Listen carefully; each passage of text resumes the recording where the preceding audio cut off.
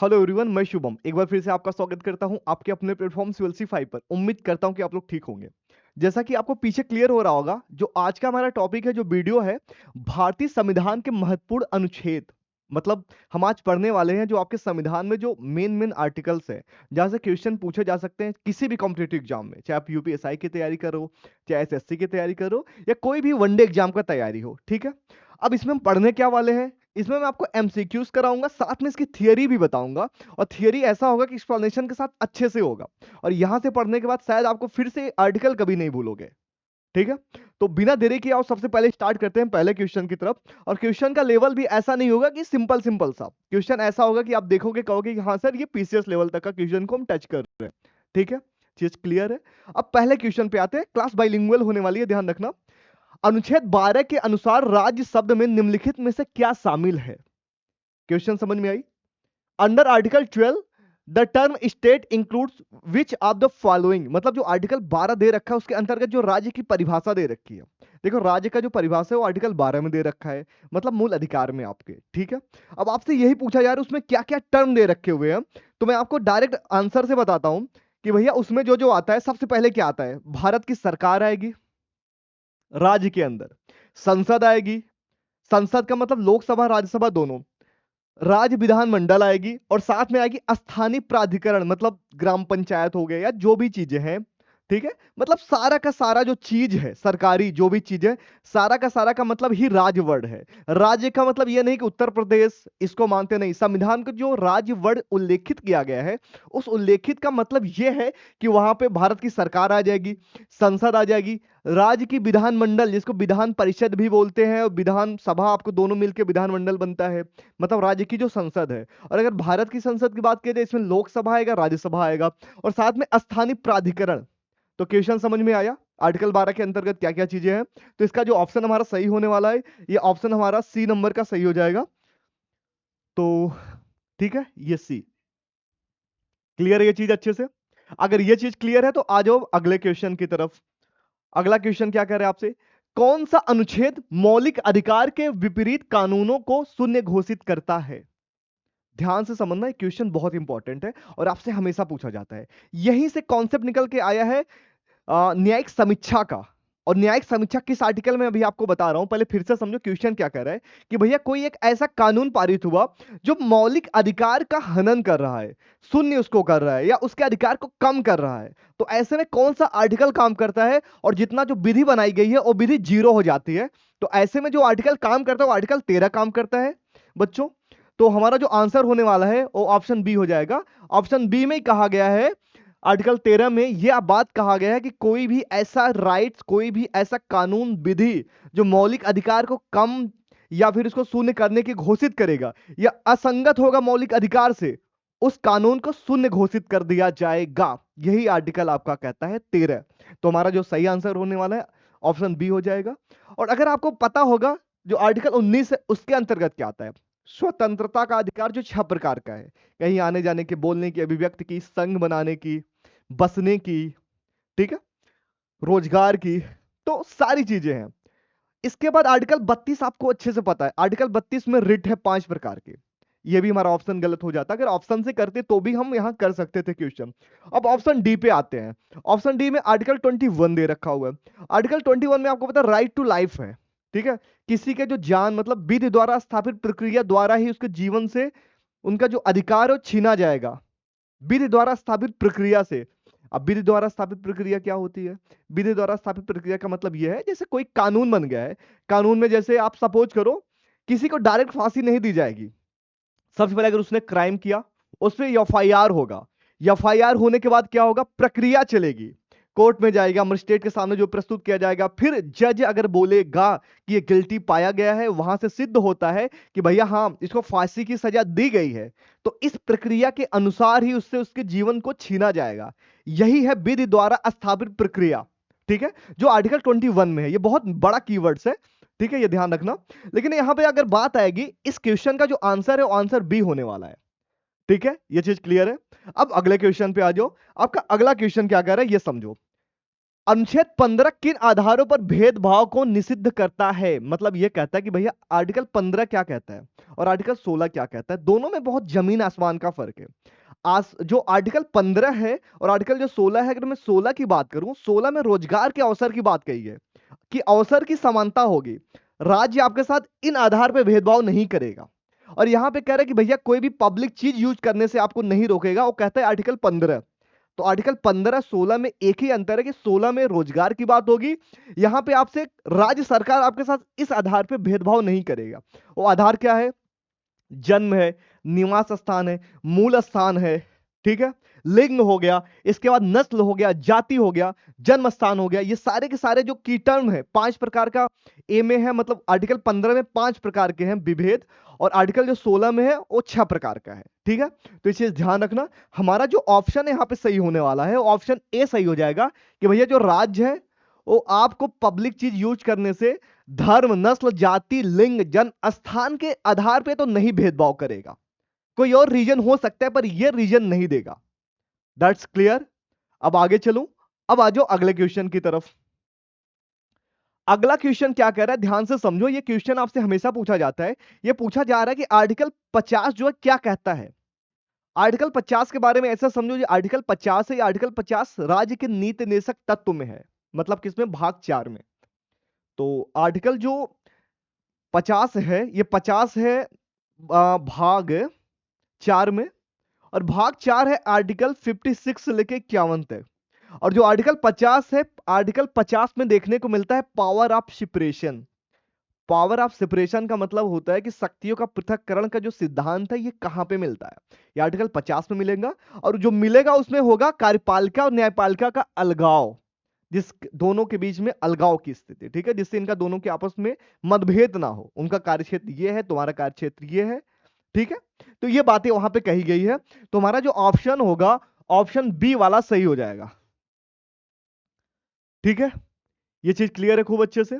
अगर इतना क्लियर है तो अगले क्वेश्चन पे आ जाओ, अगले क्वेश्चन की तरफ। अगला क्वेश्चन आपसे क्या करें, राष्ट्रपति किन मामलों में क्षमा प्रदान कर सकता है, ठीक है। जो क्षमादान की शक्ति है, पहले आर्टिकल जानो, आर्टिकल 72, आर्टिकल 72 में क्षमादान की शक्ति है राष्ट्रपति की। और वो उसमें कहता क्या है, ये मैं आपको समझाना चाह रहा हूं। ऑप्शन से करते हैं। क्या वो केवल क्षमादान शक्ति दीवानी मामलों में है? नहीं, ये ऑप्शन हमारा गलत हो जाएगा।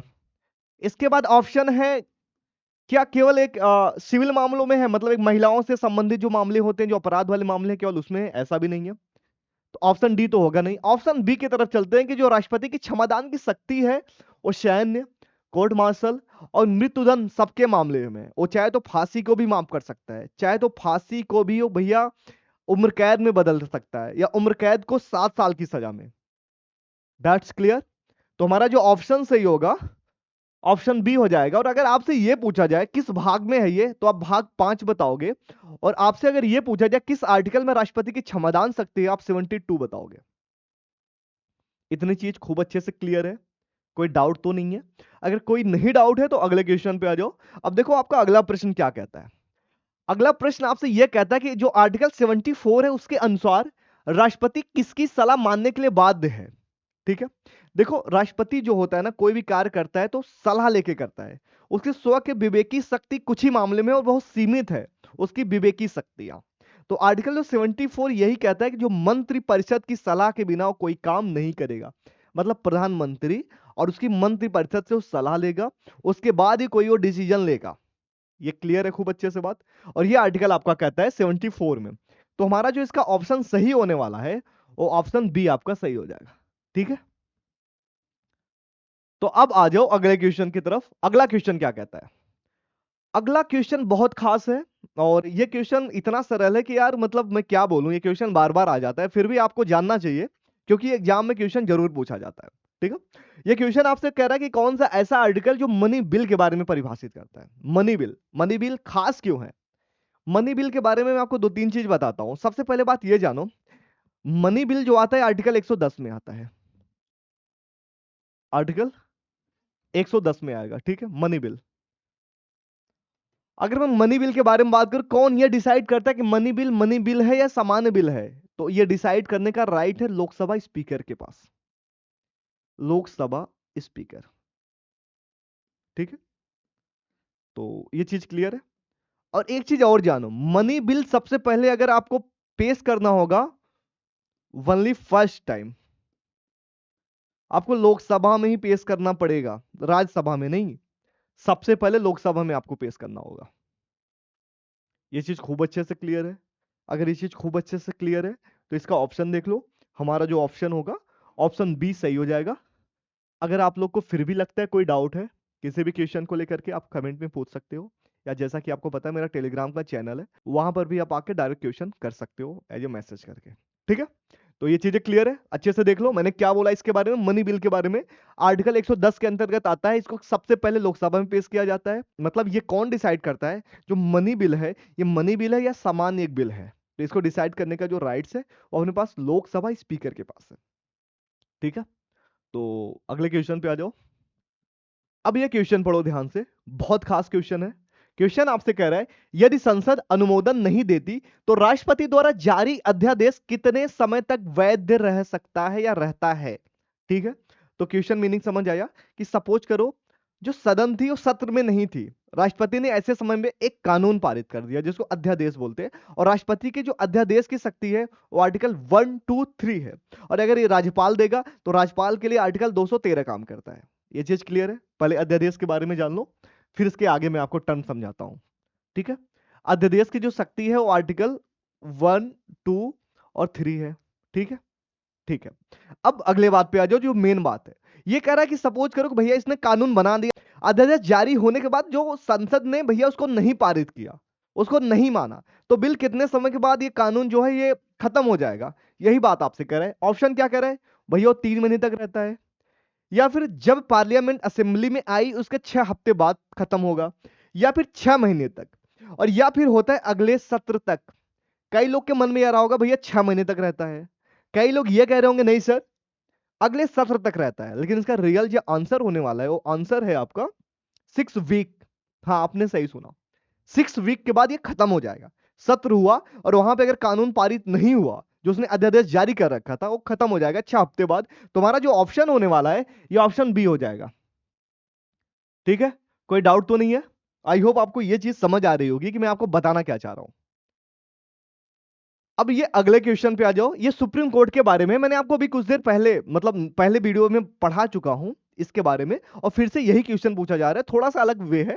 जो सुप्रीम कोर्ट के जो मौलिक अधिकार क्षेत्र हैं, ये कौन से इसमें विवाद आते हैं। मौलिक की बात हो रही है कि फंडामेंटल, मतलब ये तो विवाद आएंगे ही आएंगे, कोई विवाद आए या ना आए, सबसे पहले यही विवाद आएगा।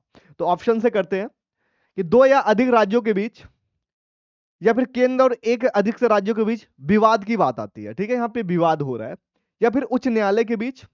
तो इसका जो सही आंसर है कि भैया जो सुप्रीम कोर्ट है ना, अगर दो राज्यों के बीच विवाद है, एक राज्य के बीच विवाद है, या फिर आपके केंद्र और राज्य के बीच हो गया, केंद्र वर्सेस राज्य, मतलब स्टेट वर्सेस सेंटर की बात आ गई है, तो भी इसका एक मौलिक अधिकार है। ये सुप्रीम कोर्ट का ये अधिकार क्षेत्रता का मौलिक का मतलब होता है कि भैया बेस, यही बेसिक है, ये तो चाहिए चाहिए। That's clear. तो हमारा जो ऑप्शन सही होगा ये ऑप्शन हो जाएगा बी। क्लियर है अच्छे से खूब चीज, कोई डाउट तो नहीं है। तो आगे चलूं अगले क्वेश्चन की तरफ। तो अब अगले क्वेश्चन पे आ जाओ। अगला क्वेश्चन आपसे यह पूछा जा रहा है, राष्ट्रपति के नियंत्रक एवं महालेखा परीक्षक की नियुक्ति कौन करता है। मतलब बात सीएजी की हो रही है। सीएजी क्या करता है, जो बजट की रिपोर्ट होती है उसकी समीक्षा करता है कि भैया जो आपने मांग मांगी है सही मांगा है या नहीं मांगा है, पिछले साल आपने इतना मांगा था, इस साल आप इतना क्यों मांग रहे हो, फिर आपने कहां पे खर्च किया। तो ये सीएजी हो गया। और अगर सीएजी के आर्टिकल के बारे में आपको बताऊं, इसको शॉर्टकट में सीएजी बोलते हैं, ये चीज ध्यान रखना, सीएजी। ठीक है, अब अगर मैं इसके बारे में बात करूं, आर्टिकल आर्टिकल 148 में आता है। ठीक है, अब आ जाओ सीएजी करता क्या है, इसकी नियुक्ति के बारे में जानो। ये नियुक्ति मैंने काम बता दिया, बजट के जो रिपोर्ट है उसकी समीक्षा करता है, तो समीक्षा वाला तो इसका मेन काम है। लेकिन अब बात हो रही है इसकी नियुक्ति कौन करता है, तो इसकी नियुक्ति करते हैं अपने महामहिम भारत के राष्ट्रपति। लेकिन राष्ट्रपति करते तो हैं, लेकिन सलाह किसका चाहिए, प्रधानमंत्री का, उनके मंत्रिपरिषद का। ठीक है, तो ऑप्शन हमारा बी वाला यहां पे सही हो जाएगा। प्रेसिडेंट ऑफ इंडिया, जो भारत का पहले नागरिक इनको माना जाता है। अगर आपसे यह पूछा जाए भारत के पहले नागरिक कौन है, ठीक है, फर्स्ट सिटीजन ऑफ इंडिया, किसको बोला जाता है? जो भारत का राष्ट्रपति होता है। ठीक है, तो अब अगले क्वेश्चन पे आ जाओ। अगला क्वेश्चन आपसे पूछ रहा है कि राज्यपाल को किस प्रकार की शक्तियां प्राप्त है। अब देखो, अभी आपको यह भी पता है कि राष्ट्रपति की शक्तियां तो होती हैं, लेकिन उससे मिलता जुलता जैसे केंद्र में राष्ट्रपति काम करता है, वैसे राज्य में आपका कौन काम करता है? राज्य में राज्यपाल काम करता है। तो इनकी भी शक्तियां होती है, इनकी भी क्षमादान शक्ति है, इनकी अध्यादेश शक्ति है, तो ऐसी इनकी भी शक्तियां हैं। तो उसी के बारे में आप जानते हैं। क्वेश्चन क्या है? देख लिया। अब आंसर पे चलते हैं, ऑप्शन से करते हैं। ये क्या करते हैं? स्वीकृति देना, रोकना या राष्ट्रपति के विचार हेतु आरक्षित करना। मतलब कोई बिल है उसको ये रिजर्व कर सकते हैं, स्वीकृति दे सकते हैं या राष्ट्रपति के लिए रोक सकते हैं, पहली।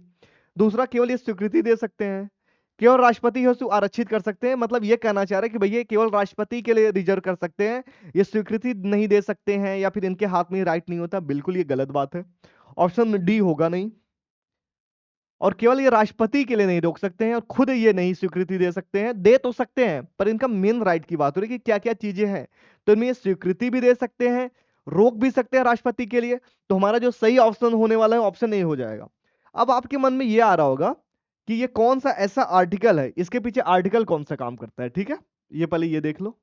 और अगर मैं इसके पीछे आर्टिकल के बारे में बताऊं, ये क्वेश्चन आपके लिए है, ये मुझे आप बताओगे कि इसके पीछे कौन सा आर्टिकल काम करता है। ठीक है, क्लियर है ये चीज? अगर ये चीज क्लियर है तो अगले क्वेश्चन पे आ जाओ। अगला क्वेश्चन क्या कह रहा है? अगला क्वेश्चन कह रहा है किस स्थिति में संसद राज्य सूची के विषय पे कानून बना सकती है। पहले तो यहां पे मेन वर्ड समझो, राज्य सूची का विषय, केंद्र सूची का विषय, समवर्ती सूची का विषय। बात हो रही है 7वीं अनुसूची की। ठीक है, ये चीज क्लियर है। राज्य सूची के विषय पे हमेशा राज्य कानून बनाता है, पर आपसे यह पूछा जा रहा है एक ऐसा कौन सा टर्म है जो राज्य सूची के विषय पे भी संसद कानून बना सकती है, मतलब केंद्र कानून बना सकती है। तो ऐसे 5 स्थितियां हैं, मैं आपको पढ़ा रखा हूं पहले से, पर यहां पे मैं ज्यादा लंबा वीडियो नहीं करना चाह रहा हूं, इसलिए मैं आपको शॉर्ट में बताता हूं कि मेन विधि क्या है। इसमें आर्टिकल के हिसाब से इसमें बताते हैं। पहले ऑप्शन से करते हैं। इसमें कह रहा है कि भैया राष्ट्रपति की अनुमति से, देखो राष्ट्रपति का इसमें कोई रोल नहीं है, ये चीज ध्यान रखना। रोल का मतलब इन सब चीजों को लेकर के जो है राइट तो है ही, पर इसमें ऐसा कोई राइट नहीं है। जब लोकसभा भंग हो, जब यार लोकसभा मांग करे, लोकसभा का कोई मतलब नहीं है। जब वित्तीय आपातकाल हो, इसका भी कोई मतलब नहीं है। इसके पीछे आर्टिकल 249 काम करता है।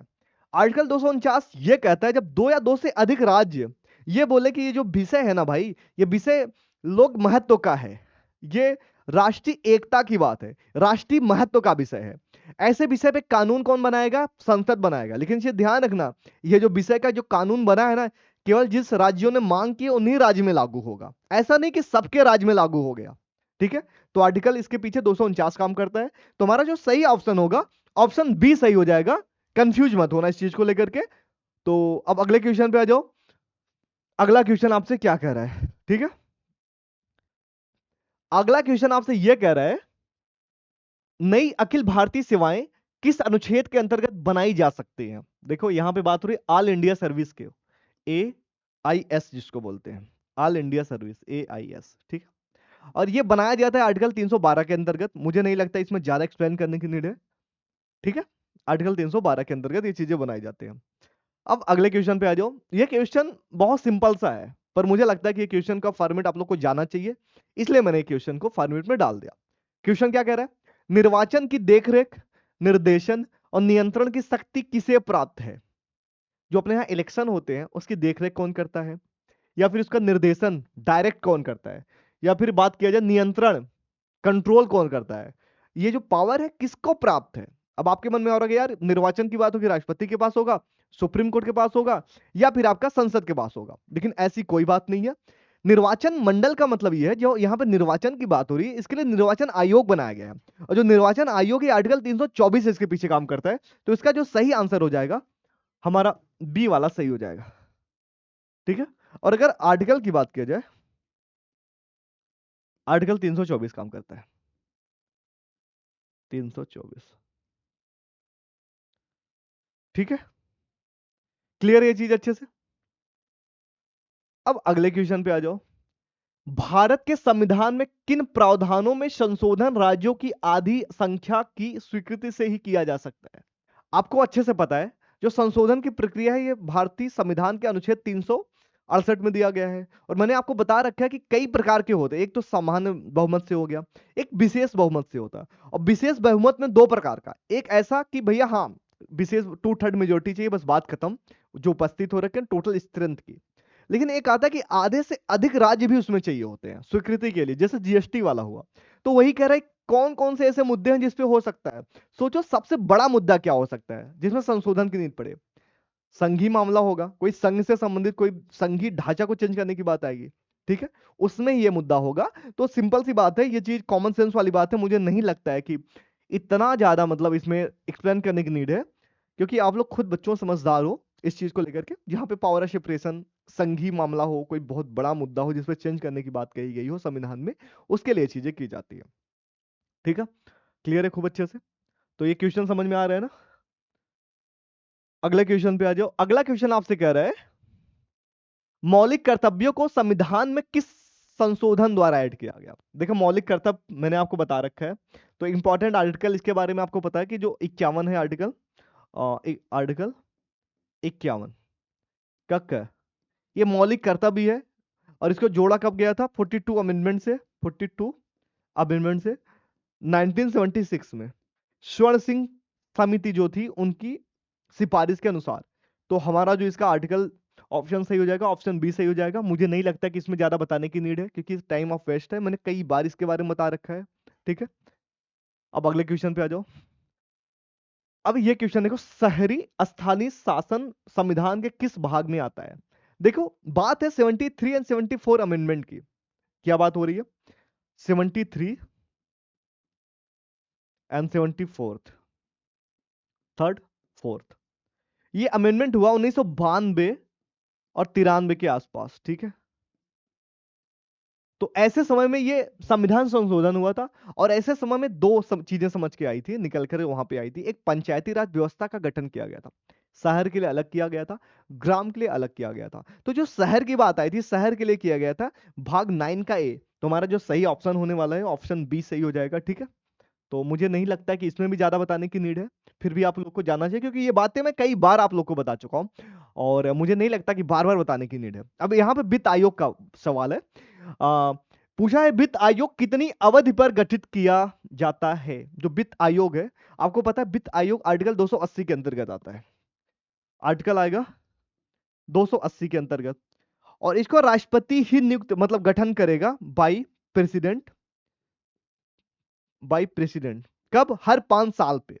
तो हमारा जो सही आंसर होने वाला है, हर 5 साल पे इसका गठन किया जाता है। ठीक है, और आर्टिकल 280 के अंतर्गत आता है। क्लियर ये चीज अच्छे से। तो अगले क्वेश्चन पे आ जाओ। अगला क्वेश्चन क्या कह रहा है, ये कह रहा है भैया ऐसी कौन सी एक सेवा है ना जो अखिल भारतीय सेवा नहीं है, जो ऑल इंडिया सर्विस नहीं है। तो ऑल इंडिया सर्विस इसमें ऐसा है कौन सा नहीं है जो केवल केंद्र का है। ऑल इंडिया सर्विस का मतलब होता है कि भैया केवल केंद्र का है और राज्यों में उसका कोई रोल नहीं है। तो ऑप्शन से करते हैं। एक होता है आईएएस, आपको पता है जो आईएएस केंद्र में भी होते हैं और राज्य में भी होते हैं। उसके बाद आईपीएस, आपको पता है कि भैया ये केंद्र राज्य दोनों में होते हैं। इसके बाद आता है आईएफएस, आईएफएस भी आपको पता है कि केंद्र में राज्य में दोनों में होते हैं। सबसे लास्ट में आता है भारतीय राजस्व सेवा, इंडियन रेवेन्यू सर्विस। ये ऐसा एक सर्विस है जो केवल केंद्र में होता है, ये अखिल भारतीय नहीं, ऑल इंडिया नहीं है। इसीलिए क्वेश्चन मैंने लेके आया जिससे आप लोग समझ सको। तुम्हारा जो ऑप्शन सही होने वाला है हमारा डी सही हो जाएगा। ठीक है, मुझे पता है थोड़ा सा स्पीड फास्ट हो रखा है क्लास का, बट विश्वास मानो कुछ भी स्किप या लैप नहीं कर रहा हूं। तो अगले क्वेश्चन पे आ जाओ। अगला क्वेश्चन कह रहा है पहला पिछड़ा वर्ग आयोग, मतलब पहला जो ओबीसी का आयोग बना था, कमीशन जो, क्या कहते हैं, काका कालेलकर आयोग कहते हैं। किस वर्ष नियुक्त किया गया था, किस वर्ष इसका गठन किया गया था, यह किया गया था 1953 में। ठीक है, तो इसे ध्यान रखना, 1953 में इसको किया गया था। यहां से भी क्वेश्चन पूछ सकते हैं पहला पिछड़ा आयोग कब बना, तो आप 1953 बताओगे। और उस समय राष्ट्रपति कौन थे, राष्ट्रपति थे डॉक्टर राजेंद्र प्रसाद। ठीक है, और आर्टिकल 340 के तहत इसको बनाया गया था, इस आयोग को। ठीक है, अगले क्वेश्चन पे आ जाओ।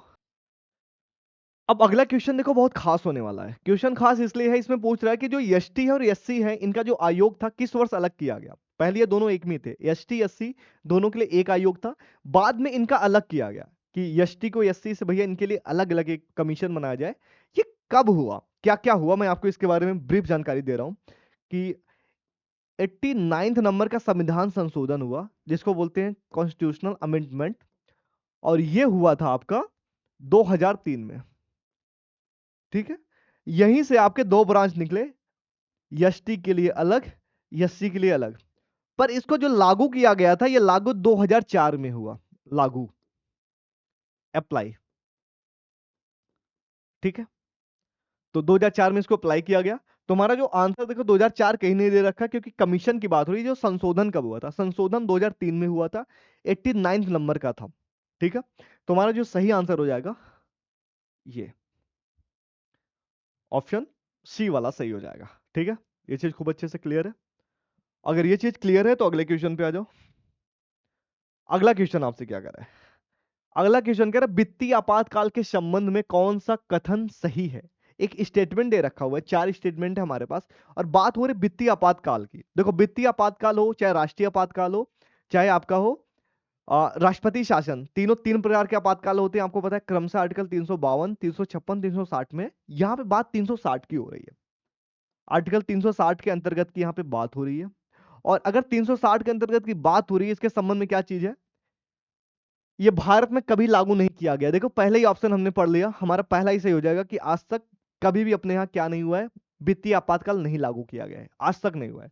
अगर मैं नेशनल इमरजेंसी के बारे में आपको बताऊं, तो जो राष्ट्रीय आपातकाल है अब तक 3 बार लागू किया गया है, पर ये एक बार भी नहीं। तो हमारा पहला ही ऑप्शन सही हो जाएगा, किसी और ऑप्शन पे जाने की जरूरत ही नहीं है। ठीक है, ये तो चलूं अगले क्वेश्चन की तरफ। अगले क्वेश्चन पे आ जाओ। अगला क्वेश्चन आपसे क्या पूछ रहा है, अगला क्वेश्चन ये पूछ रहा है कि 1 वर्ष से अधिक अगर राष्ट्रपति शासन जारी करने की अनुमति चाहिए तो ये कौन दे सकता है। सपोज करो कि राष्ट्रपति शासन लगा और 1 साल हो चुके हैं, अब 1 साल से अधिक लगाना है, तो इसके संबंध में आपके पास 4 ऑप्शन है, और देखते हैं कौन सा सही होता है। आ जाओ। सबसे पहले पूछ रहा है कि भैया अगर 1 साल से अधिक लगाना है तो आप साधारण बहुमत से संसद में पास कराओ और 1 वर्ष के लिए अधिक बढ़ जाएगा। तो ये बिल्कुल गलत बात है भैया, स्पेशल मेजोरिटी चाहिए होती है, वो भी 2/3 चाहिए। निर्वाचन आयोग का कोई रोल नहीं, सुप्रीम कोर्ट का कोई रोल नहीं। यहाँ पे जो रोल है मेन अपना लोकसभा राज्यसभा का है। लोकसभा राज्यसभा में भी आपको 2/3 चाहिए, स्पेशल मेजोरिटी चाहिए, तभी ये चीजें होंगी, ये चीज ध्यान रखना। तो हमारा जो ऑप्शन होगा, ऑप्शन बी सही हो जाएगा। ठीक है, अब अगले क्वेश्चन पे आ जाओ। अगला क्वेश्चन आपसे कह रहा है मूल संरचना सिद्धांत, जो बेसिक स्ट्रक्चर का जो डॉक्ट्राइन ऑफ बेसिक स्ट्रक्चर है, ये कहां से निकल के आया, किस केस से निकल के आया कि भैया कहते हैं कि हमारा कुछ भी संविधान में आप संशोधन कर सकते हो, लेकिन मूल अधिकार का जो सिद्धांत है, सॉरी, जो मूल संरचना का सिद्धांत है वो चेंज नहीं होना चाहिए। ये सिद्धांत आखिर आया कहां से है। ठीक है, जिसको क्या बोलते हैं, डॉक्ट्राइन ऑफ बेसिक स्ट्रक्चर। तो ये मामला निकल के आया है केशवानंद भारती केस से, और ये जो मामला था ये 1973 में आया था। ठीक है, तो हमारा ये ऑप्शन बी वाला सही हो जाएगा, ये। और ये मामला कब निकला था, 1973 में।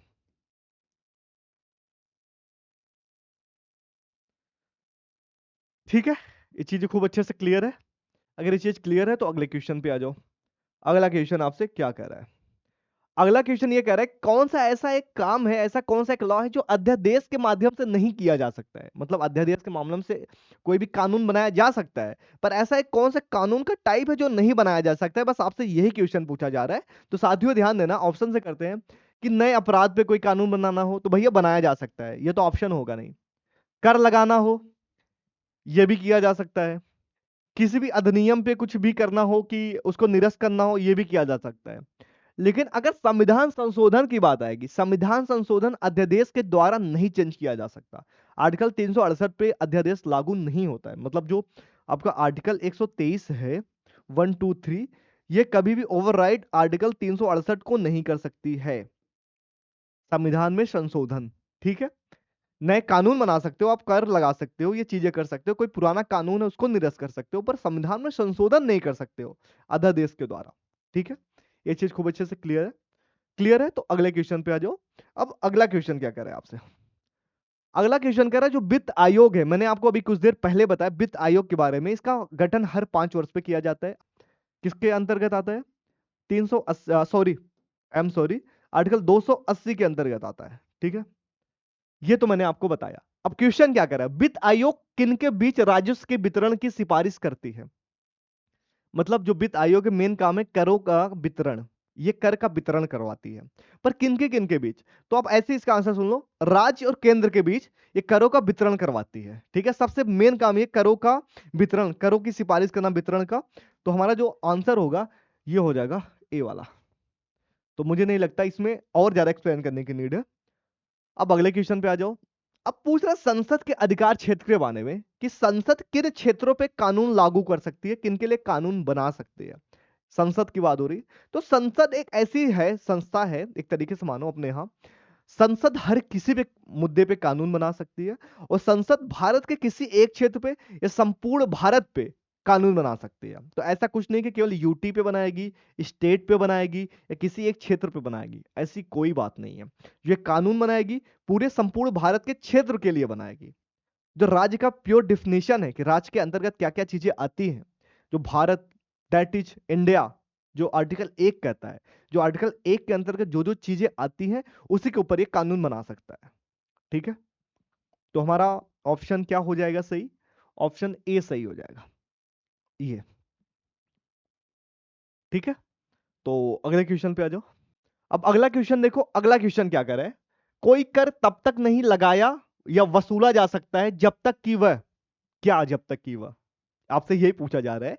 वो कह रहा है कि भैया राष्ट्रपति अध्यादेश ना जारी कर दे, जब तक कि कानून के अधिकार में ना आ जाए, कि जब तक कि कार्यपालिका के आदेश ना हो जाए, या जब तक कि संसदीय समिति से ना हो जाए पारित।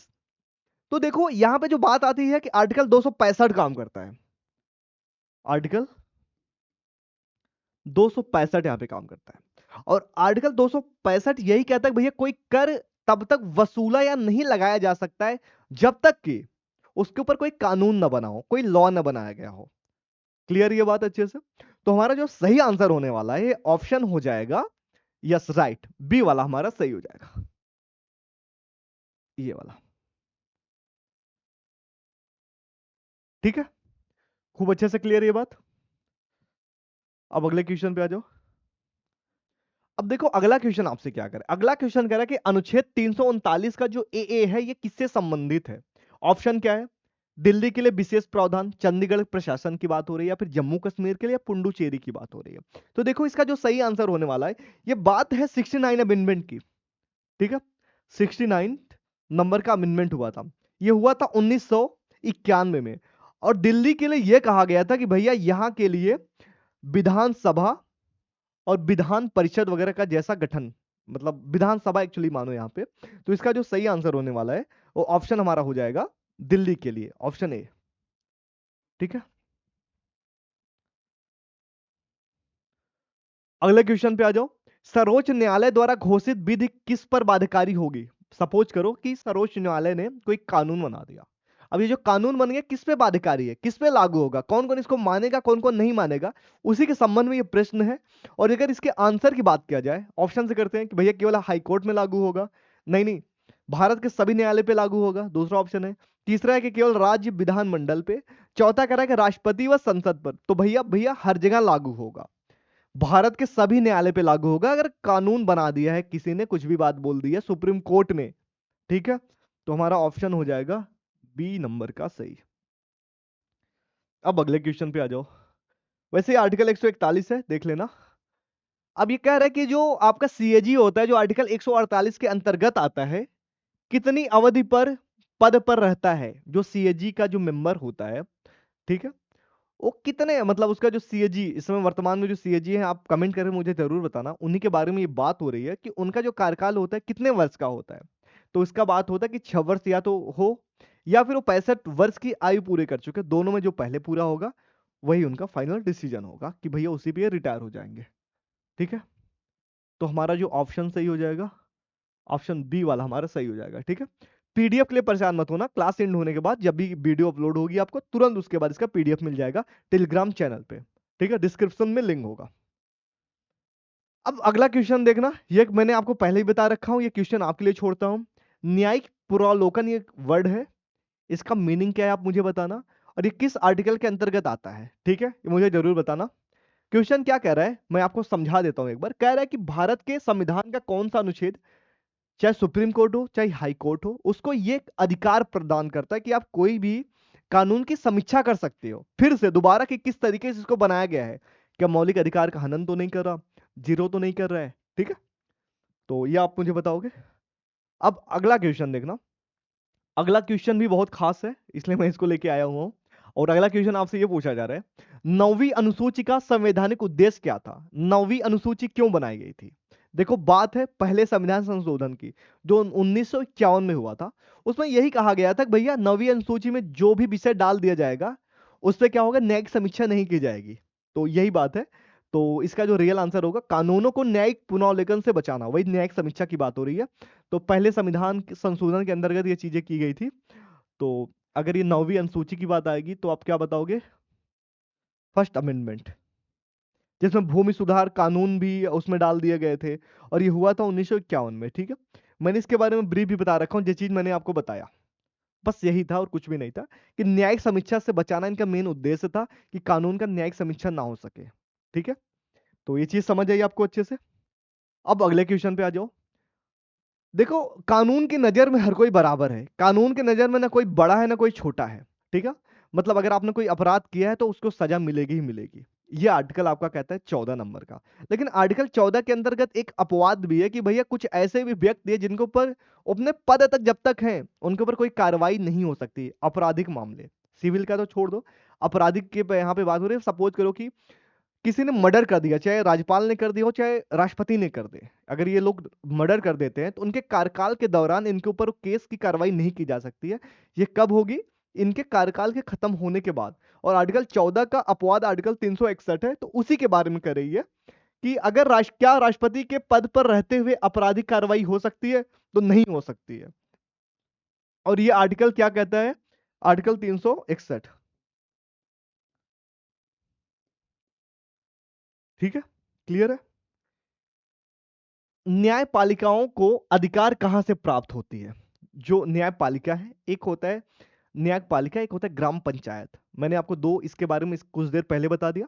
ग्राम पंचायत को 11 नंबर की जो अनुसूची है वहां से प्राप्त है। अगर नगर पंचायत की बात किया जाए, नगर पालिका की बात किया जाए, तो 12वीं नंबर की जो अनुसूची है उससे प्राप्त है, जो 74 नंबर का अमेंडमेंट हुआ था।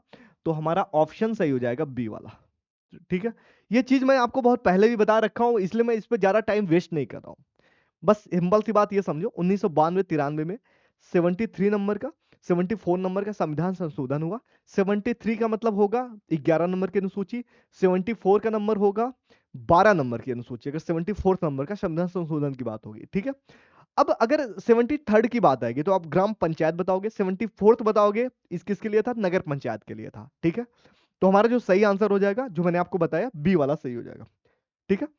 तो ये था आज का session, complete session. I hope आपको वीडियो पसंद आया होगा। वीडियो पसंद आया है, चैनल पर नए हो तो सब्सक्राइब कर लेना, साथ में शेयर कर देना।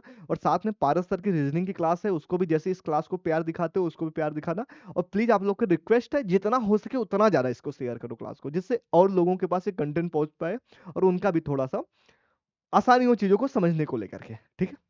Thank you so much.